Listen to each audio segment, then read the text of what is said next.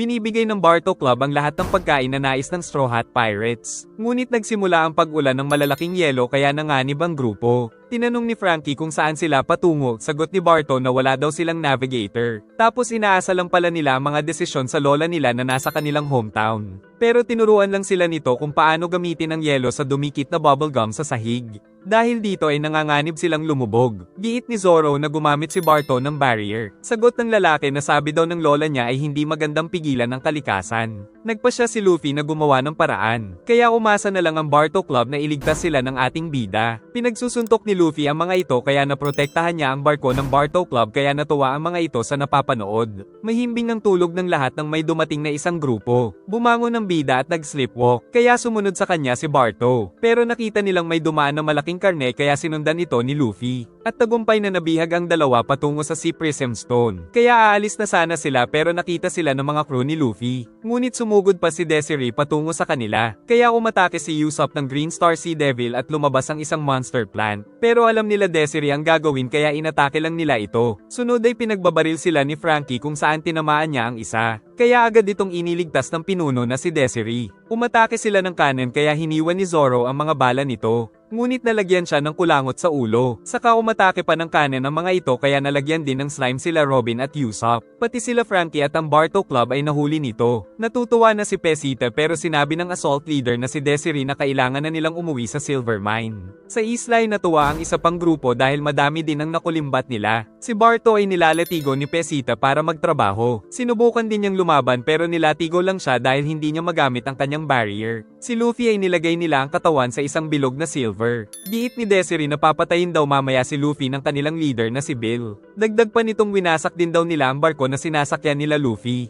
Pero hindi daw naniniwala ang bida sa mga sinasabi ng babae kaya naiinis sa kanya si Desiree. Ngunit nagugutom na daw siya kaya hinihingi ang karne na ginamit upang mahuli siya. Kaya binigyan na lang ito ng chocolate ni Desiree. Nagpasalamat naman ang bida kaya namula ang babae. Kalaunan ay dumating na si Bill kaya nag-cheer ang mga bata nito. Saka nagsimula ito na tignan ang listahan ng mga nakulimbat ng mga tauhan. Saka dumating si Desiree para ipakita ang kanyang nahuli, na walang iba kundi si Straw Hat Luffy na may 500 million bounty. Nagpasalamat si Bill sa lahat pero mas nagpasalamat pa ang mga bata niya dahil niligtas daw sila ni Bill. Saka pinaalala ng pinuno ang kanilang layunin na maging pinakamalakas na mga pirata. Tapos itinuro niya ang mga nakalaban nilang naging mga bato. Sinabi ni Bill sa bida na ito na ang katapusan niya. At ginamit nito ang Devil Fruit kaya nagiging isang human furnace. Inatake nito ang bida kaya dumating si Barto upang iligtas ang idol niya. Kaya dumating ang mga bata nila para tapusin ang lalaki pero hindi nila matalo. Kilala pala ni Barto si Desiree pero nais pa rin ito na pigilan siya. Kumuha ng espada si Bill sa katawan. At nang umatake ay nagawa nitong mahiwa ang bakal na kay Luffy. Tuluyan ng napaligiran si Barto. Kaya nagpagulong si Luffy upang makatakas sila. Nainis si Bill sa nangyari kaya inutusan ng mga bata niya. Sumakay sa sasakyan sila Desiree at pinag-utos sa mga kasama na hanapin si Luffy. Nakapagtago ang dalawa sa labas. Kaya nagpasalamat ang bida at ikinatuwa naman ito ni Barto. Sinabi din ni Barto na kababata niya daw si Desiree. Ngunit nagtataka siya kung bakit naging ganito ang trabaho ng dating kaibigan. Nang biglang sumabog dahil dumating pala sila Desiree kaya agad silang tumakbo. Nakikipagnegosasyon pa ito kay Barto na ililigtas ang buhay niya kung ibibigay si Luffy. Pero walang balak si Barto na pumayag. Nagsimula sa pag-atake sila Desiree. Kaya nawasak ang lupa at nahulog doon ang dalawa kasama ang babae. Mula sa lupa ay nagpakita ang isang nilalang kay Bill dahil maingay daw sa labas. Saka inilabas ni Pesita ang mga silver bar. Tapos ipinatawag ni Bill si Avalon. Agad na naghanda si Avalon at nag-transform na gulong ang mga kamay dahil sa Devil Fruit nito. Hinahanap ni Barto kung saan napunta si Luffy. Inakala niyang nahulog ito sa mas malalim. Pero nagsalita si Luffy dahil nasa ilalim lang pala ito ng mga bato. Nandoon din si Desiree na nasira ang sasakyang isda. Giit ni Barto na hindi niya ito mapapatawad dahil sinubukan silang saktan. Samantala patungo na sa kabila si Avalon. Nasira na rin ang radyo ni Desiree kaya hindi makatawag ng backup. Nang marinig nila ang busina ni Avalon. Saka nagpakita ang taong tren kaya namangha si Luffy. Tinamaan sila ni Avalon tapos tumalon ito upang magtungo pabalik sa kanila. Kaya itinulak ng dalawa ang ating bida. Kumuha din si Avalon ng mga bomba at itinapon sa tatlo. At hindi daw magamit ni Barto ang barrier dahil sa Sticky Go. kaya tumalsik sila dahil sa bomba, at napunta sa isang riles kaya sinakihan ito ng dalawa. Ngunit natakot sila dahil masyadong pababa ang daanan. Si Luffy naman ay hilong-hilo na, pero hindi pa rin sila tumitigil dahil hinahabol sila ni Avalon. Tapos may dalawang daanan sa harapan kaya pinili na lang nilang kumanan. Ngunit alam ni Avalon na dead end pala ito, kaya natakot ang dalawa at pinapatigil si Luffy. Pero walang magawa ang bida dahil sa hilo, kaya tinamaan nila ang signboard at tuluyang lumipad. Saka nahulog sila kaya takot na takot ang tatlo, hanggang sa nahulog at yumanig ang bakal sa katawan ni Luffy. Nag-report ang mga tauhan ni Desiree na nahulog din ito kasama nila Luffy. Pero nagsinungaling lang si Bill na nagpadala daw siya ng maghahanap kay Desiree. Nakaligtas ang tatlo mula sa pagkahulog, ngunit narinig na naman nilang paparating si Avalon. Giit ni Barto na walang pake si Bill sa buhay ni Desiree. Ngunit tinawag siyang traidor nito dahil nang iwan daw si Barto upang sundan si Luffy. Pero nang tinanong ni Barto kung nasaan ang kanyang pirate group ay naalala ni Desiree noong magkakasama sila ng kanyang mga tauhan ay pinagbabaril sila ng malaking pirate ship kaya halos maubos ang kanyang crew. At doon na niya nakilala si Bill na iniligtas sila sa pagkalunod. Ngunit nawala na rin siya ng pag-asa. Sinabi ni Bill na pangarap niyang maging pinakamalakas sa pirata pero kailangan niya daw ng tapat na crew. Dahil dito ay naging alagad na siya ni Bill. At kalaunan ay dumating ang grupo ng mga Monero. Tinulungan sila ng mga ito pero hindi daw nila mawawasak ang bola ng bakal na nilagay kay Luffy. Nagpakilala ang mga Monero na dati din silang parte ng grupo ni Bill. Pero ipinatapon sila sa ibaba dahil hindi sila nakapagdala ng sapat na tao at kayamanan. Subalit ayaw maniwala ni Desiree na masama si Bill. Sinubukan daw ng mga ito na tumakas pero palagi silang pinipigilan ni Avalon. Tumunog ang alarm dahil dadating daw si Avalon doon. Nang makita nito si Rebecca ay inatake ito ng taong tren. Saka tinanong ng babae kung pati siya ay ipinapapatay ni Bill. Kaya kinalaban niya ito at pinagbabato siya ng maraming bomba. Natanggal na ni Barto ang sticky go pero tumalsik na sa kanila ang isang bomba ni Avalon. Saka sumugod pa ito sa ating bida gamit ang kanyang drill kaya natusok nito si Luffy at napaiyak si Bartolomeo. Ngunit napangiti pa si Luffy dahil nagsimulang mag-crack ang bakal hanggang sa makatakas siya. At sinabi ni Luffy na hindi siya tinamaan nito. Kaya kumuha si Avalon ng mga baril at isang maso. Saka sumugod sila sa isa't isa at nawasak ng bida ang maso ng kalaban. Sunod ay nagpaputok si Avalon kaya pinagsusuntok ng bida ang lahat ng mga ito pabalik sa kanya kaya siya ang sumabog sa sariling atake. Dahil dito ay napilitang tumakas si Avalon na hinabol din ni Luffy. Kaya mabilis siyang nakasakay kay Avalon pero pilit siyang tinatakasan nito. Kaya pinagsusuntok siya ng bida at nahulog ang mga bomba. Gumamit naman si Barto ng barrier upang makagawa ng rampahan pabalik kaya napunta ito sa ere. Saka naman siya inatake ng bida ng napakalakas kaya tumalbog-talbog ang taong tren hanggang sa matalo ito. Gamit ang radyo ay nalaman ni Pesita na natalo din si Avalon. Kaya naisip ni Bill na ilibing na lang silang lahat sa ilalim. Pinakita ng mga Monero ang mapanganib na daan patungo sa itaas. Subalit hindi nagdalawang isip si Luffy na dito dumaan. Naiiyak naman si Barto dahil parang kasapi na talaga siya sa Straw Hat. Ang mga Monero ay ayaw tumakas sa lugar dahil natatakot sila kay Bill. Kaya sinabi ni Barto na kasama naman nila si Luffy pero ayaw magtiwala ng mga ito. Nagpasya si Desiree na tumakas kasama nila Barto. At pinalakas ang loob ng mga Monero upang lumaban kay Bill. Kaya ginanahan ng mga ito na lumaban para sa kanilang kalayaan at sama-samang tumakbo. Pero nag-aabang pala si Pesita na pinagbabaril ng kanan ang kinaroroonan nila, kaya nahulog ang mga ito at nagpalobo ng katawan si Luffy upang iligtas ang mga kasama, at si Barto ay tuwang-tuwa nang iniligtas siya ng ating bida. Tuluyan ng gumuho ang riles, at mahuhulugan sila nito kaya gumamit si Barto ng barrier. Tinanong ni Desiree si Pesita kaya nalaman nila na masamang tao talaga ang boss nito na si Bill. Dahil sa inis ay umatake si Barto ng barrier crash patungo kay Pesita pero hindi ito tinamaan. Sunod ay gumawa si Barto ng napakahabang hagdan patungo sa itaas gamit ang barrier. Kaya ginamit nila ito pero hindi nababahala si Pesita dahil meron pala silang mga kanan na nakahanda. Nakita ni Barto ang mga bala pero wala siyang nagawa dahil ginawa niyang hagdan ang barrier kaya iniwasan na lang nila ang mga ito. Sa itaas ay may mga nag-aabang pa sa kanila na may mga flamethrower. Ngunit bago sila masunog ay pinagpalit ni Lo sila Kinemon at Luffy kaya nagawang mahiwa ng samurai ang apoy mula sa kalaban. Saka naman sinuntok ni Luffy ng elephant gun ang mga ito. Dahil sa nangyari ay pinakita ni Pesita ang mga bihag na tauhan ni Desiree. Pero agad na nakatakas ang mga ito dahil sa kagagawa ni Zoro. Minamaliit ni Pesita ang swordsman kaya nagalit si Barto. Pero pinigilan siya ni Luffy dahil si Zoro na daw ang bahala. Umatake si Pesita ngunit ngayon ay hindi na dumikit kay Zoro ang laman nitong mga kulangot. Sa kanila bas ang tatlong espada kaya umatake na rin si Pesita. Ngunit dahil sa teknik ni Zoro ay lumipad sa ere ang mga ito. Nagpasya si Desiree na kalabanin si Bill dahil sa ginawa nitong panloloko sa kanila. Nais sana siyang tulungan ng mga kasama pero ayaw nito. Kaya sinabi na lang nila na maghihintay sila sa pinuno. Pagkatapos ay humingi ng tawad si Desiree sa ginawa niya sa ating bida. Giit nila Zoro at Kinemon na kailangan na nilang tumakas. Subalit bago makatakas ay natunaw naman ang tulay dahil dumating na pala si Bill. Inutos ni Luffy na mauna na sa barko sila Zoro at Kinemon.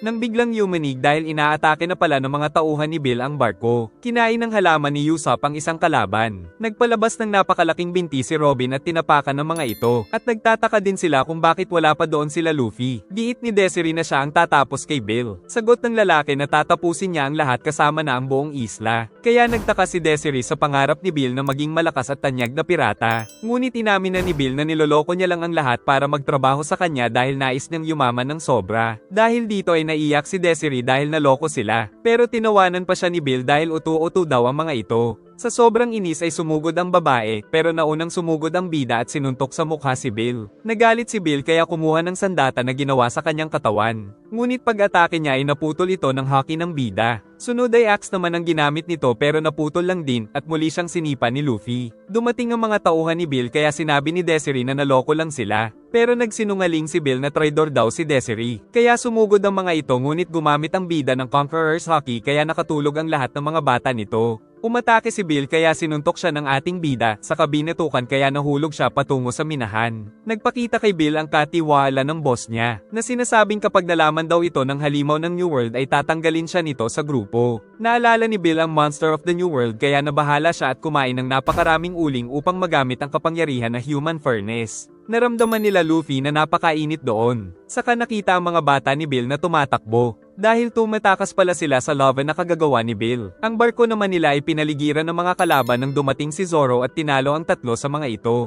At sinabi na hintayin nilang matapos ni Luffy ang nais nitong tapusin. Nagsimula ng matunaw ang isla dahil sa sobrang init ng katawan ni Bill. Na tila naging si Hulk dahil sa dami ng kinain na uling. Umatake si Bill sa kanila ng lava kaya pinrotektahan ni Barto ang mga kasama. Saka tumakbo sila ngunit gumuho ang lupa kaya muntik nang nahulog si Desiree. Giit ng babae na pabayaan na siya ni Barto pero ayaw ng dati nitong kaibigan. Sunod ay umatake na naman si Bill kay Straw Hat Luffy, ngunit nailigtas pala ito ng barrier ni Barto. Sinuntok ni Bill ang lava patungo sa kanila pero nakatakas ang bida at ginamit naman ni Barto ang barrier para itulak ito pabalik kay Bill. Nagalit ang lalaki kaya gumawa siya ng napakalaking atake sa ere. Kaya sumugod na rin si Luffy at nakipagsabayan sa napakalaking bola ng lava na nilikha ni Bill. Hanggang sa tumalsik ang kalaban patungo sa bundok. Nanalo nga sila subalit nagsimula namang magunaw ang buong lugar. Dahil dito ay umakyat na rin sa Barto Club ship pati ang mga bata ni Bill. Saka nag-alala ang mga ito dahil hindi pa rin nakakabalik ang tatlo. Pero dahil sa maayos na Viv record ay alam ng mga crew ni Luffy na ligtas ang mga ito.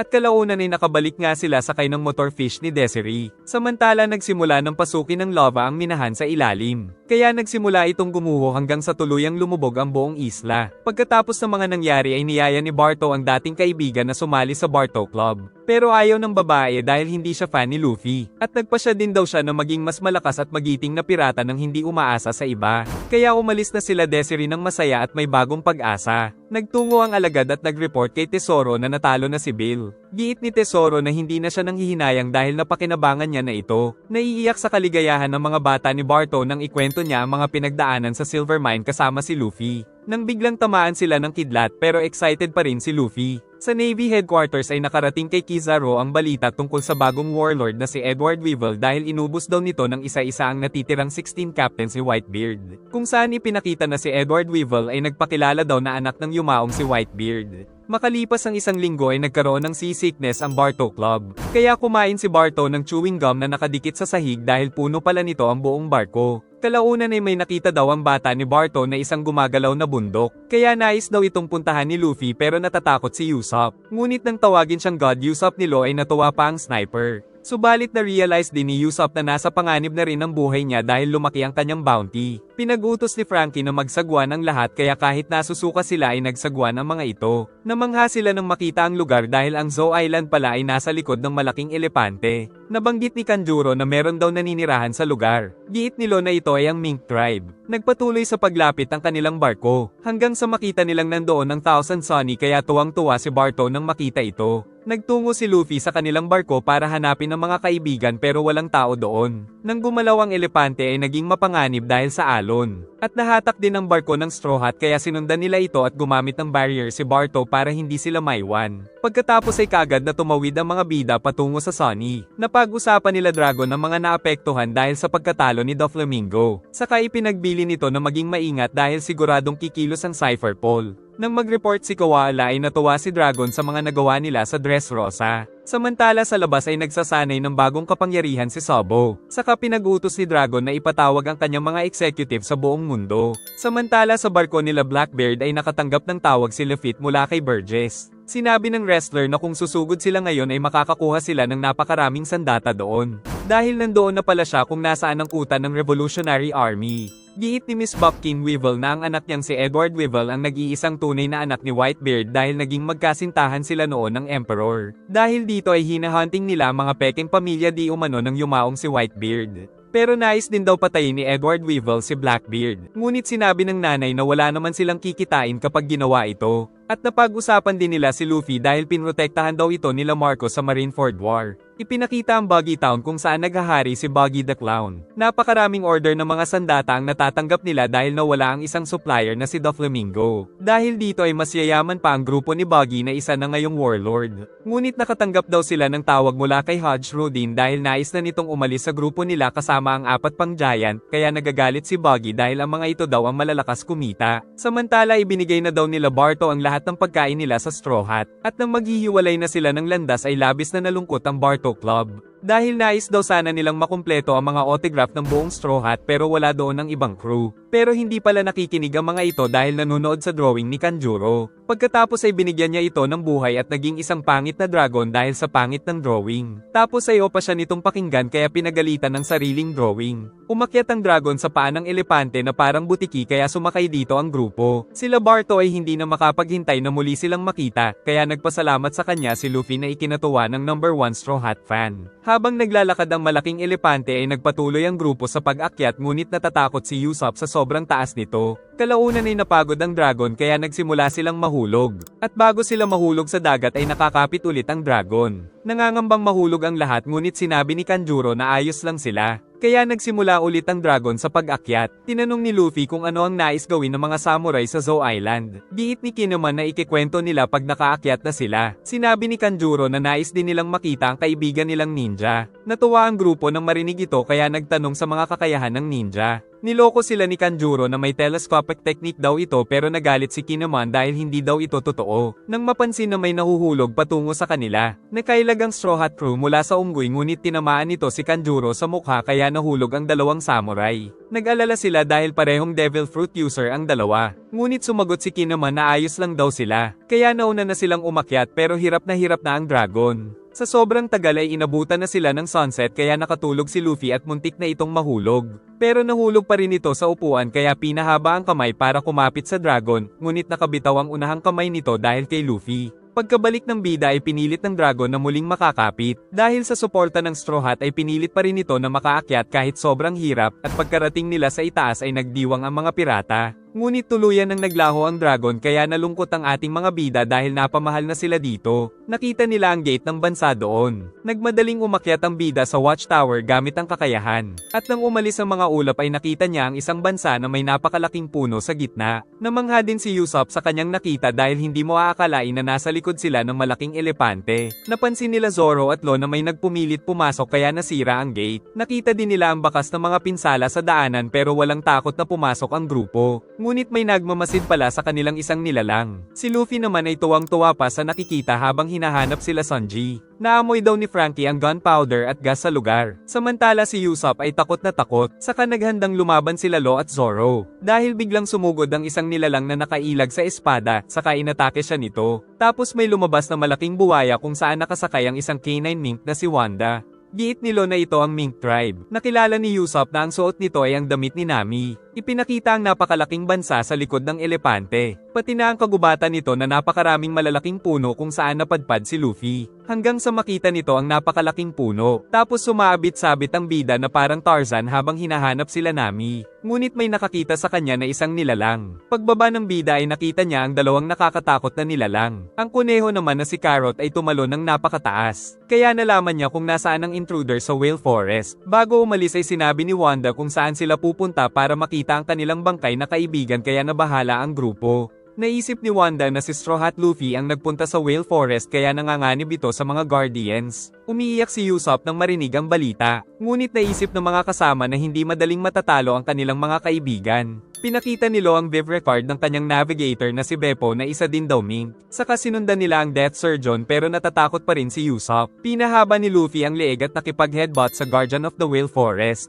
Nang umatras ang dalawa ay muling sumugod ang toro kaya pinabaon si Luffy sa puno pero nakalaban pa rin siya at ginamit ang lakas para matalo ang Guardian. Sunod ay si Luffy naman ang sumugod at nagpatuloy ang dalawa sa labanan. Ngunit pinahaba na naman ni Luffy ang leeg at muling umatake kaya yumanig ang buong Whale Forest. Dumating doon ang mga tauhan ni Lo pero ayaw pa rin tumigil ni Roddy. Nagalit si Jean Bart ngunit binalibag lang siya ni Blackback. Sa pag-atake ng bida ay yumanig si Roddy. Pero hindi ito sumuko at muli pang sumugod sa bida. Nang dumating sila Wanda at Carrot na naglabas ng pulang tela at saging. Kaya na-distract sila Blackback at Roddy sa mga ito. Nagpakilala sila Wanda at Carrot sa ating bida. Naisip ng bida na katulad sila ni Chopper. Saka nagtaka si Luffy kung bakit siya inatake ni Roddy. Giit ni Wanda na pumasok kasi siya sa gubat. Humingi ng tawad ang K9 Mink kaya nang pinag-utos ni Pedro na umuwi ay nakita ng bida na napapaligiran na pala siya. Tapos sinabi ni Luffy sa crew ni Lo na nandito ang kanilang captain. Nagtungo sila Robin sa syudad pero wasak-wasak ang mga bahay doon. Nagtungo sa iba't ibang lugar ang grupo upang mag-imbestiga. Nang makita ni Frankie ang mga pinsala sa pader na parang hindi gawa ng tao. Pinakita din ni Lo ang nakita niyang malaking footprint kaya takot na si Usopp. Pagdating ni Robin ay sinabi niyang bago pa ang mga pinsala. Kaya naisip ni Usopp na baka kasali sa labanan sila Sanji. Giit ni Wanda na masaya ang pamumuhay nila sa lugar subalit sinalakay sila ni Jack. Kalaunan ay nakaramdam sila ng paglindol. Kaya pinapasakay ni Wanda si Luffy sa alaga nito. Ang mga crew ni Lo ay umakyat sa itaas ng puno at sumakay na rin si Luffy sa buwaya. Habang tumatakbo ay nakita ni Luffy sa likod na lumalabas ang malaking bulkan. Dahil ito pala ang ilong ng elepante kung saan nag-shower ito ng tubig sa kanyang likod kaya nagkaroon ng pagbaha sa buong bansa. Natakot si Luffy dahil mahina siya sa tubig hanggang sa malubog sila dahil sa malakas na alon. Ngunit pagkatapos ay nawawala ang bida dahil inanad pala ito. Tumalon-talon si Carrot upang iligtas si Luffy. Ngunit hindi niya nakuha ang kamay nito. Tapos sa ilalim ay meron pang pating kaya katapusan na ni Luffy. Mabuti ay nailigtas pa rin siya ni Carrot dahil sa bilis nito. Samantala sila Kanjuro at Kinemon ay umaakyat pa rin patungo sa itaas, kung saan nakasakay sila sa drawing na pusa ni Kanjuro. Subalit paparating ang tubig kaya nahulog na naman sila. Pinaliwanag ni Wanda na ginagawa ito ng elepante 2 beses sa isang araw. At nakakatulong daw ito sa bansa dahil dumadaan ng tubig sa water filtration upang maging inumin. Tapos dito din sila nangingisda. Nakiusap si Beppo na sabihin sa captain nitong si Lo na puntahan sila. Takot na takot si Usopp dahil sa nangyari. Nalaman kaagad ni Robin na pinaliguan lang ng elepante ang sarili niya kaya ito nangyari. Sa paghahanap ay nakita ni Usopp si Luffy na nakasakay sa malaking buwaya. At nakita din itong kinagat ni Carrot ang kanilang captain kaya natakot ang kanyang crew. Pero ang totoo ay nanggigigil lang si Carrot kay Luffy. Kalaunan ay naalala ni Wanda ang mga kasamang pinatay ni Jack. Dahil pinipilit nitong itinatago nila ang tao na hinahanap niya. Nabalitaan daw ni Wanda na inatake ni Jack ang Navy ship na may dala kay Doflamingo. Pero dahil sakay ng Navy ship sila Sengoku at Fujitora ay natalo daw si Jack ngunit hindi pa rin nakumpirma kung namatay na ito. Pagkatapos ay inutusan ni Wanda si Warny the Alligator na magmadali kaya natuwa ang bida sa kanyang adventure. Nang makarating sila sa isang lugar ay nag-teleport sila Lo sa harap nila gamit ang kapangyarihan. Pinagbantaan ni Usopp ang mga ito upang isauli nila si Luffy. Giit ni Wanda na nagkakamali sila ng hinala. Saka nakita sa likod na nandoon na pala sila sa gate ng fortress, kung saan nagbabantay doon ng 2 guardian. Giit ni Wanda na hindi kalaban ng mga kasama dahil ito ang Straw Hat Pirates kaya pumayag na ang bantay. Sa loob ng fortress ay natutulog si Nami sa malambot na katawan ni Yomo. Nang dumating si Chopper at sinabing nandoon na daw ang mga kaibigan kaya natuwa ang dalaga. Pinag-utos ni Wanda na maghanda sila para sa mga kaibigan ng kanilang mga tagapagligtas. Kaya naman masaya silang sinalubong ng buong Mink tribe. Akala ni Zoro ay galit daw sa mga tao ang mga Mink. Sagot ni Wanda na mga monkey mink ang tingin nila sa mga tao na kakaunti lang ang buhok kaya walang diskriminasyon doon. Dumating sila Nami at Chopper para makita sila. Pero napaka-friendly ng mga mink kaya nagtaka si Usopp dahil akala niya ay mapanganib ang mga ito. Nagpunta si Chopper kay Usopp, si Nami ay niyakap ang kanilang captain saka ito umiyak dahil may nangyari daw kay Sanji.